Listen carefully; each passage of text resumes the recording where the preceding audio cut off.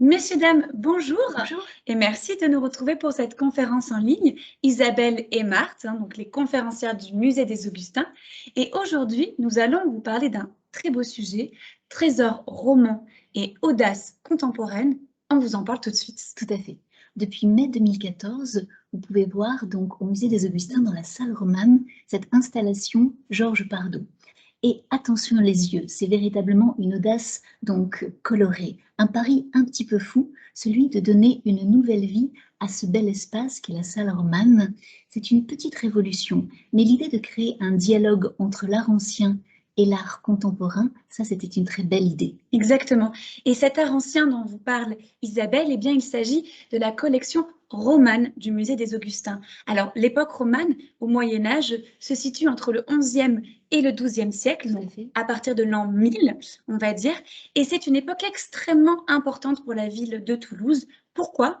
Eh bien, parce qu'à ce moment-là, Toulouse, eh bien, déjà, c'est un centre de pèlerinage phare avec Saint-Cernin et c'est une étape sur les chemins de Saint-Jacques de Compostelle. Et en plus, et surtout, parce que Toulouse n'est pas en France à l'époque romane, Toulouse, c'est la capitale d'un comté indépendant.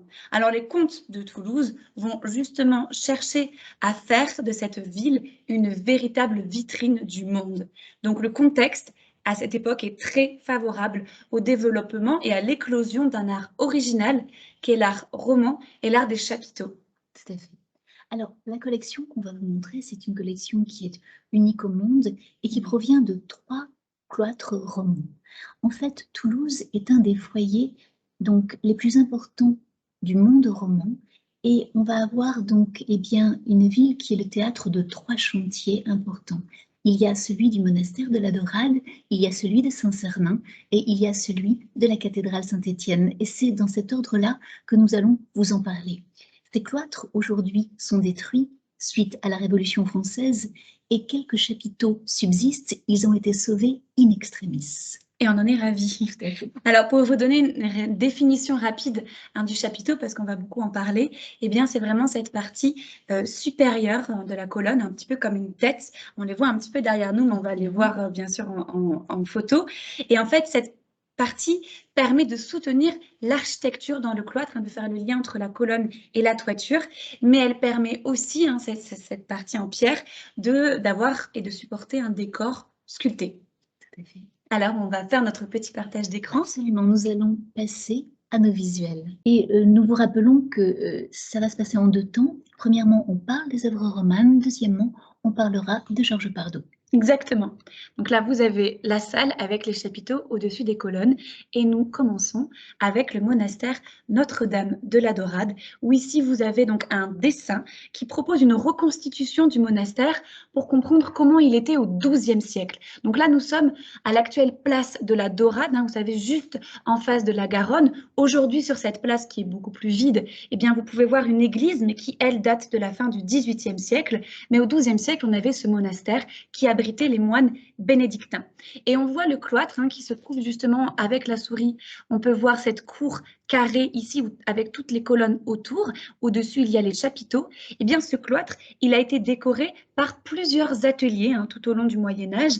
Au fil des années, plusieurs tailleurs de pierre se sont succédés et ont décoré les chapiteaux, dont le premier atelier est clairement influencé par Moissac d'ailleurs. Exactement, donc nous allons parler de ce premier atelier ici avec Daniel dans la fosse au lion.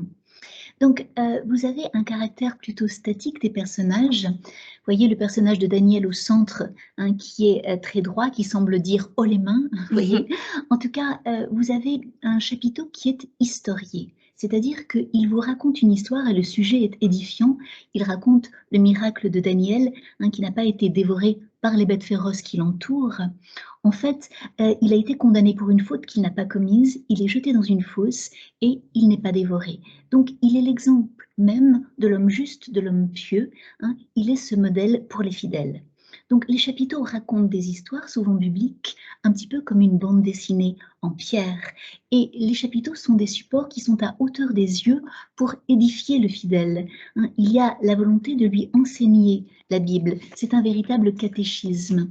Et c'est vrai que les fidèles pouvaient régulièrement rentrer dans les cloîtres pour les regarder. Il n'y avait pas que les moines qui pouvaient les consulter, les fidèles, certains jours de l'année liturgique pouvaient le faire. Oui. Alors, on continue, on est toujours donc dans le même cloître, monastère Notre-Dame de la Dorade, pour vous présenter un autre chapiteau qui, lui, a été sculpté plus tard. Il appartient à ce qu'on pourrait appeler le deuxième cycle, donc d'autres sculpteurs qui sont intervenus pour décorer le cloître. Et on le comprend, alors c'est à peu près une quinzaine d'années plus tard, mais on le voit tout à fait parce qu'il y a une réelle différence par rapport au chapiteau dont vient de vous parler Isabelle. Ici, il y a beaucoup plus de détails, de mouvements, de dynamisme, de profondeur.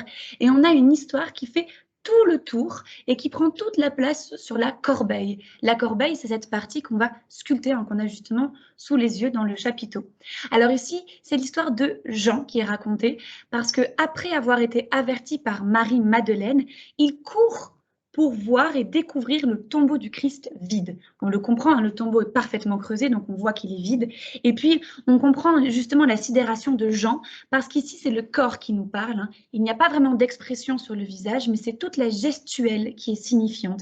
Il lève la main grande ouverte, main qui est surdimensionnée, tout comme ses yeux en amande, pour qu'on comprenne bien son geste et son étonnement. Et cette scène fait vraiment écho au témoignage capital dans la foi catholique qui dit, concernant Jean, il vit, il crut. On comprend tout à fait ici. On a également un petit fond en gaufrage juste au-dessus du tombeau qui peut-être nous rappelle finalement les mosaïques dorées qui se trouvaient au monastère de la Dorade, d'où son nom d'ailleurs. Et puis, il permet aussi de modeler la lumière, ce fond en gaufrage, pour justement créer du dynamisme dans le décor. Donc, si on tourne un petit peu dans le chapiteau, donc on voit vraiment à quel point l'histoire prend de la place. On a vraiment donc Jean qui se trouve derrière une colonne, c'est très habile. Et puis on a donc ce buste de face, cette tête de trois quarts, les jambes de profil, le genou fléchi. Eh bien, on comprend tout à fait son mouvement, surtout quand on observe son vêtement, qui vraiment semble s'envoler par le vent derrière, ici pour justement montrer la course de Jean. Donc c'est très adroit, c'est très dynamique. Voilà, on est vraiment au cœur de l'art roman ici. Tout à fait. Alors, on va regarder un autre chapiteau qui est différent véritablement, puisque ici, il s'agit d'un autre atelier. Quelques années ont passé, nous sommes toujours au XIIe siècle, mais on se rend compte que les artistes, artisans étaient donc des équipes qui changeaient. Et donc, le style en est tout différent.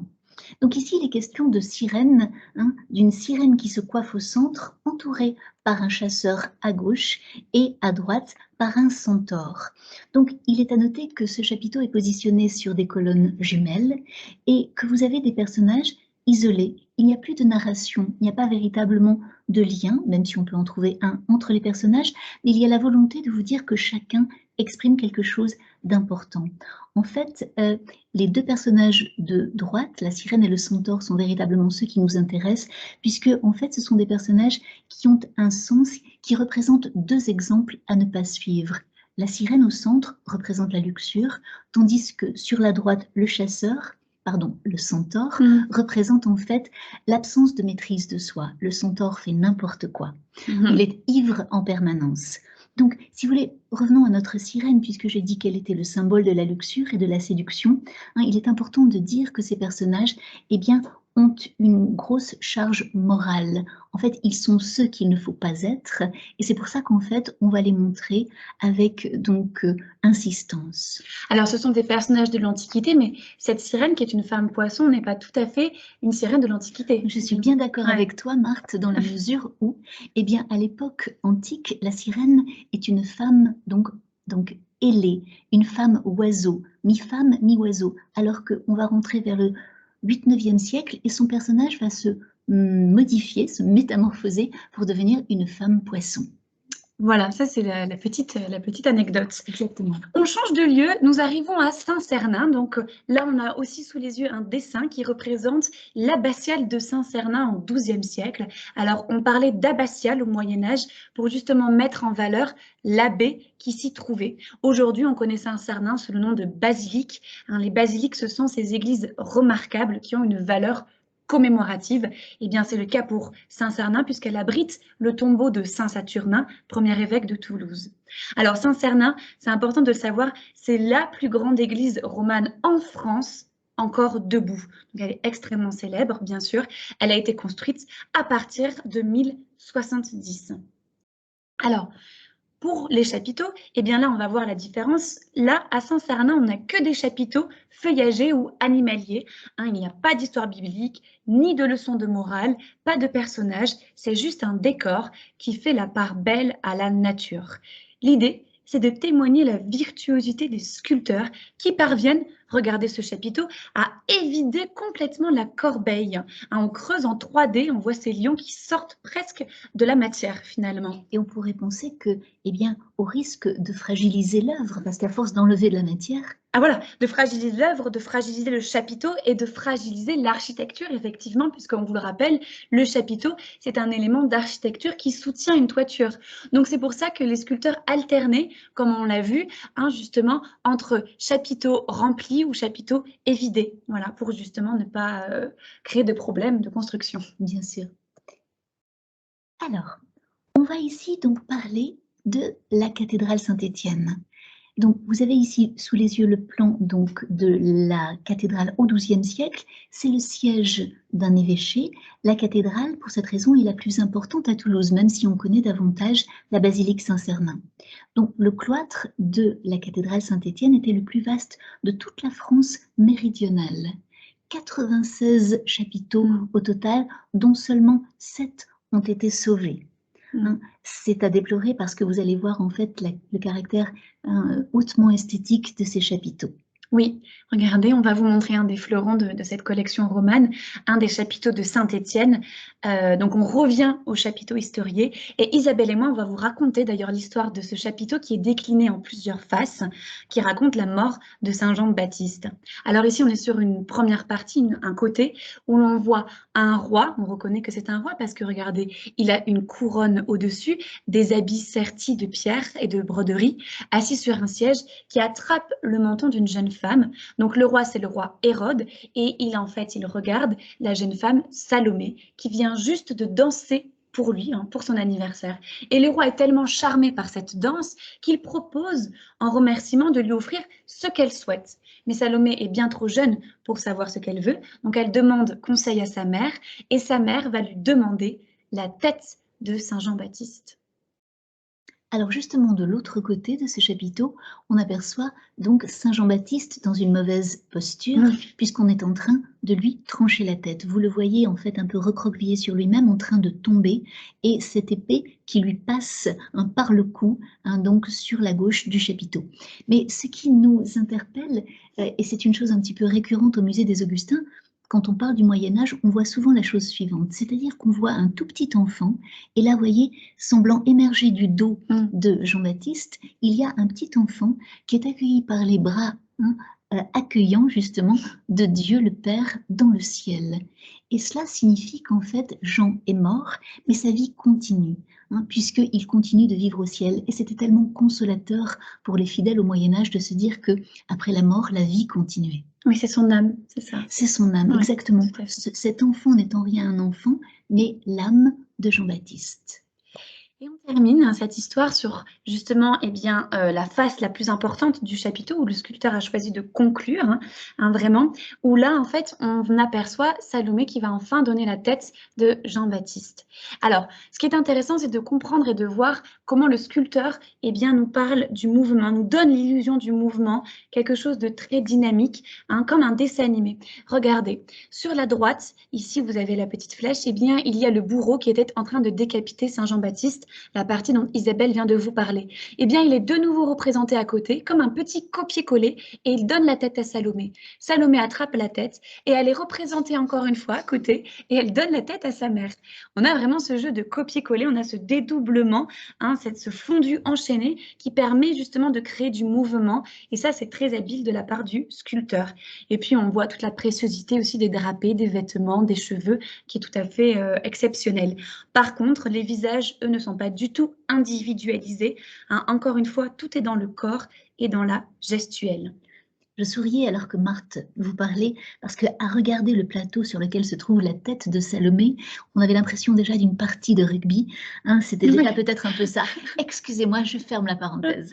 C'est vrai. Alors, à présent, on va parler donc toujours d'œuvres qui se trouvaient à la cathédrale Saint-Étienne, et nous allons parler donc de Pierre et de Paul. En fait, ici, il s'agit d'œuvres qui se trouvaient dans la salle capitulaire qui jouxtait le cloître de Saint-Étienne. Et ce sont des statues piliers, dans la mesure où, eh bien, comme pour les chapiteaux qui coiffent une colonne, ce sont des soutiens d'architecture. Alors, vous avez le personnage de Pierre qui se trouve à droite et on va zoomer un petit peu afin que vous puissiez le voir et reconnaître son attribut qui est ce trousseau de clés qu'il porte dans sa main au niveau de son ventre. Voilà les clés que Marthe vous fait voir. Et puis, il y a sur la gauche le personnage de Paul que l'on identifie à sa calvitie. Vous voyez cet immense front. Eh bien, dans ces deux personnages, pour ces deux personnages, on peut parler d'une influence byzantine. Suite aux croisades en Terre Sainte, les comtes de Toulouse rapportent de nouveaux codes esthétiques dans leur bagage. Et notamment, il y a comme un nouveau dress code. Et vous allez avoir eh bien, des vêtements, bien sûr, mais aussi des anatomies. Puisque ces deux personnages ont des corps extrêmement élancés, très fins, leurs torses sont très étroits et ils n'ont quasiment pas d'épaules, comme des corps de jeunes filles. Leur barbe ciselée est très ondulée, et il y a également des galons de pierreries qui bordent leurs vêtements. Et tout cela est véritablement le raffinement de Byzance. Les plis, regardez comme ils jouent, et ils jouent d'autant mieux que le sculpteur donc, a placé les jambes croisées. Les jambes sont croisées en X, ce qui fait danser eh bien, les plis. Vous notez également au niveau des visages que derrière les têtes, il y a eh bien, ces rayonnements, comme un soleil qui permet de former l'auréole, donc derrière Pierre et Paul. Donc il y a là vraiment une grande élégance. Oui, et justement pour sublimer toute cette collection dont on vient de vous présenter, en tout cas les grandes lignes, eh bien, on va parler de l'installation de Georges Pardo.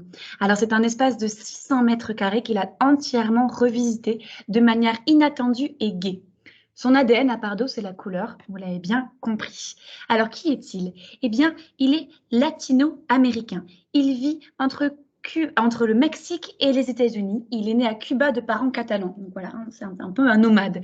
Mais ce qu'on sait, c'est que dans les années 80, il étudie à l'école de Pasadena, à Los Angeles. Et pour parler de lui et de son art, c'est important de vraiment mettre en valeur l'idée comme quoi c'est un artisan de tout ce qui l'entoure. Vraiment, il va utiliser et détourner les objets du quotidien pour justement lui servir d'idées et d'art, voilà, vraiment, comme les lampes, on va le voir.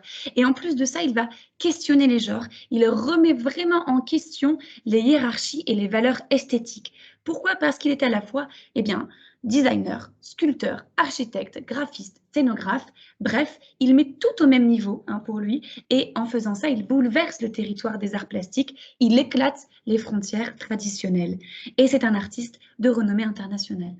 Oui, alors comment est-ce que Pardo nous est arrivé à Toulouse? Eh bien, c'est à l'occasion d'un festival d'art contemporain qu'on appelle le Printemps de septembre. Nous étions en 2014 et il va donc à ce moment-là intervenir en France. C'est important de le dire parce que, et pour la première fois au Musée des Augustins, parce que jusqu'à présent, il avait réalisé des choses dans les autres pays d'Europe, mais rien en France encore. Donc, avant son intervention, comment se présentait la salle? Eh bien, je pense que vous pouvez en avoir une idée parce que derrière donc notre artiste, vous voyez eh bien cette moquette beige, ces colonnes d'un rouge bordeaux un peu éteint, des bornes rosées qui rythmaient donc l'espace, et vous aviez donc quelque chose, en fait vous aviez un espace dans lequel les visiteurs ne s'attardaient absolument pas. Bon. Mais avant même Il y a eu Pardo, pire. il y a eu pire, entre guillemets. On avait dans cette salle une mezzanine qui coupait complètement son volume et les chapiteaux étaient positionnés sur des trépieds métalliques, vous voyez, un peu acérés. Bon, tout ça n'est plus aujourd'hui puisque Pardo a réveillé la Belle au bois dormant en quelque sorte. Et vraiment, la couleur n'est pas un contresens dans la mesure où Marthe a pu vous dire que c'était son ADN, hein, j'aime bien cette expression, mais c'est vrai qu'il a usé de couleurs et cela vraiment à juste titre puisque à l'époque romane, tous ces chapiteaux que vous voyez si blancs étaient peints de couleurs extrêmement vives. Voyez donc, faire revenir la couleur, hein, c'est un juste retour, je dirais. Alors, il vous propose une démarche d'art total, puisque du sol au plafond, hein, du plus lourd, voyez la lourdeur de ces colonnes, jusqu'à ces lustres très, très légers, il revisite l'espace. Exactement. Et justement, on va le décrire dans le même ordre, hein, du sol au plafond, pour voir un petit peu ce qu'il a fait. Et donc, à commencer par le carrelage, qui est volontairement pâle et qui présente des motifs répétitifs et symétriques et qui permettent ainsi de creuser la perspective. Mais il a imaginé aussi les couleurs de ces 96 colonnes, justement, qui sont entourées de bracelets ou de bagues colorées à différents endroits, et qui répondent aux lignes sur les mobiliers le long des murs. Ces mobiliers qui ondulent, hein, qui donc donnent une impression vraiment de mouvement et qui nous donnent l'impression aussi que tout vient enserrer cette salle. Et donc, toutes ces lignes guident un petit peu notre regard. Et ce qui est très intéressant, c'est que rien n'a été placé au hasard parce que selon la position ou l'angle de vue, hein, que l'on adopte, on a l'impression que ces lignes vont converger, elles s'alignent pour créer une ligne de perspective comme on le voit très bien sur la photo. Et il y a plusieurs points comme ça dans la salle. Donc, en faisant ça, Pardo rend réellement le visiteur acteur, il le sollicite et donc son œuvre est vivante. On peut parler d'art inclusif et participatif. Quand on monte encore un petit peu, on a ces lampes, hein, justement, on fait un petit zoom ici, ces lampes feuilletées, hein, qui sont réalisées à l'aide de plexiglas, où les pétales sont vraiment d'une découpe différente à chaque fois, et il y a autant de lampes qu'il y a de chapiteaux. Donc ça, c'est tout à fait intéressant. Et enfin, tout en haut, on a vraiment ces cordes, hein, telles une jungle, qui viennent habiter la hauteur sous plafond. Donc c'est pour ça vraiment qu'on parle d'art total, c'est que tout a été vraiment repensé. On a cette idée de hauteur, la volonté de remplir entièrement l'espace. Tout à fait. Donc on perçoit ces accents baroques de par les couleurs tout à fait flamboyantes et c'est une vraie rupture avec la stabilité donc des colonnes. Il y a cette souplesse un peu partout. Il vient rompre vraiment avec la blancheur donc des chapiteaux et c'est vrai que il a envie de remettre en lumière cet espace, de redonner à cet endroit toute sa superbe parce que c'est vrai que avant lui, la scénographie ne permettait pas de voir la grandeur de cet ensemble, ni de le comprendre. Oui. Et pour le comprendre, justement, il a su rythmer la salle au moyen de couleurs. Les couleurs des lustres nous permettent de comprendre les différentes zones d'intérêt. Le lustre que vous distinguez orange, celui qui est tout à fait au centre en haut de l'image, nous permet de comprendre que sous les lustres orange se trouvent les chapiteaux de Saint-Étienne, tandis que sous les lustres verts se trouvent les chapiteaux de Saint-Cernin, alors que plus loin, donc sous les lustres qui sont rouges et bleus, se trouvent les chapiteaux de la Dorade, et ainsi c'est clair. Voilà, il renforce la lisibilité de cette salle avec ce code couleur. Tout à fait. Tout à fait. Mais c'est intéressant parce que c'est grâce à ça qu'on peut distinguer les espaces, mais il n'a pas du tout touché aux chapiteaux, ils étaient déjà positionnés ainsi. Ah, donc c'est vraiment une scénographie, c'est-à-dire qu'il a tout à fait mis en valeur les œuvres, comment elles étaient positionnées selon le choix des conservateurs, mais lui, sans toucher ces chapiteaux, parce qu'il n'en avait pas le droit, il a réussi à créer ces espaces-là finalement visuels. Tout à fait. Et en fait, c'est ça qui est intéressant dans son art, c'est qu'il avait carte blanche, mais bien sûr, le budget était limité et il ne pouvait pas toucher ces chapiteaux, donc il fallait redoubler d'inventivité. Donc, ça a quand même demandé, hein, cette installation, 6 mois de fermeture, hein, pour pouvoir vraiment tout protéger, tout créer. Là, on a une petite photo des travaux où on voit comment ils ont protégé les chapiteaux sans les déplacer, hein, avec ces petits casques de bois. On voit les lignes qui sont en train d'être peintes sur les colonnes, les câbles qui pendent. Donc voilà, donc on a ces 6 mois de fermeture, mais on a aussi un mécénat de compétences compétences, Georges Pardo, il a fait appel à des entreprises locales pour l'aider à travailler sur ce projet afin justement d'utiliser différents matériaux et différents savoir-faire qui sont très spécifiques. Il est très attaché à l'artisanat traditionnel, donc il n'a pas tout fait tout seul, il a su s'entourer justement des entreprises et de leur savoir-faire. Donc c'est un réel partage au service de l'art. Tout à fait. Alors, quand on réfléchit un petit peu, on se dit qu'il existe un réel dialogue entre le passé et le présent. Et c'est une chose dont on a déjà parlé, mais c'est une chose récurrente, Oui. puisqu'il a déjà pratiqué cela. Donc, au musée des Augustins, c'est bien sûr des chapiteaux qui ont quasiment 1000 ans, repositionnés dans un contexte actuel, mais on sait très bien qu'il est déjà coutumier du fait, puisque dès les années 2000-2008, il procédait ainsi.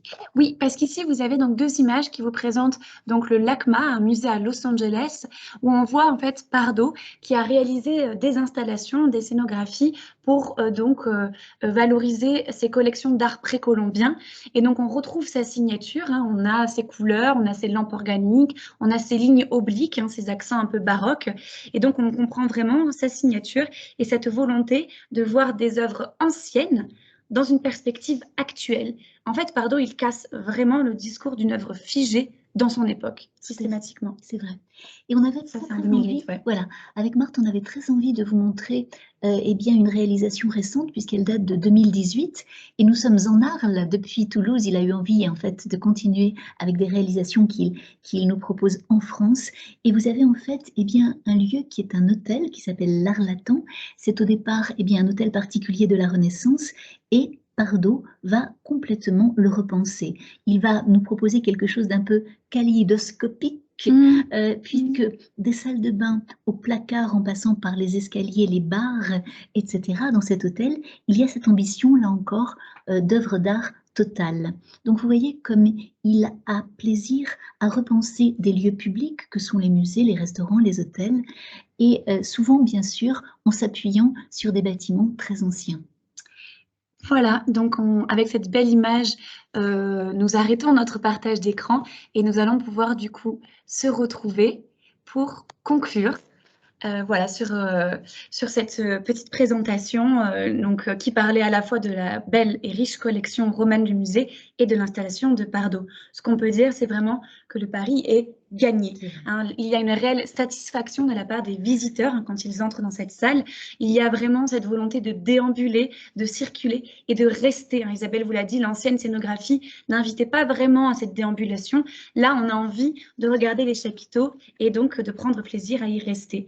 Et ce qui est intéressant aussi, c'est qu'on a de l'art contemporain au musée des Augustins. Et finalement, c'est aussi le rôle du musée que de valoriser des artistes contemporains. Oui. Mais alors, la question qu'on peut se poser, c'est est-ce qu'il y a un télescopage d'époque? Est-ce qu'il y a des œuvres anciennes parasitées ou dévalorisées? Est-ce qu'il y a une provocation de la part de Georges Pardo? Est-ce qu'il y a dissonance ou est-ce qu'il y a harmonie? Oui. Tout est là. C'est le débat. Ouais. En tout cas, on peut se dire qu'il brouille vraiment les pistes. Oui, et c'est un mariage subtil d'art, de design, d'histoire et d'architecture. Alors, l'installation devait durer 3 ans. On vous le rappelle avec Isabelle, ça fait 7 ans et elle n'est pas prête de partir. La barre est placée très, très haute de toute façon. Et dans le domaine de l'excentricité, de la couleur, c'est difficile de faire plus. Donc, si l'installation qui reste quand même temporaire est amenée à changer, on peut se demander ce qu'il y aura à la place. Peut-être qu'on peut prendre le contre-pied et revenir sur quelque chose de beaucoup plus simple. De beaucoup plus simple, mais ce serait triste. Je pense que ce serait triste. On perdra un peu de gaieté. En tout cas, on a été ravis d'être avec vous pour cette conférence. On espère avoir eu un discours assez coloré à l'image de Pardo. Et puis, on vous dit à très bientôt. Merci beaucoup. À bientôt pour une nouvelle conférence.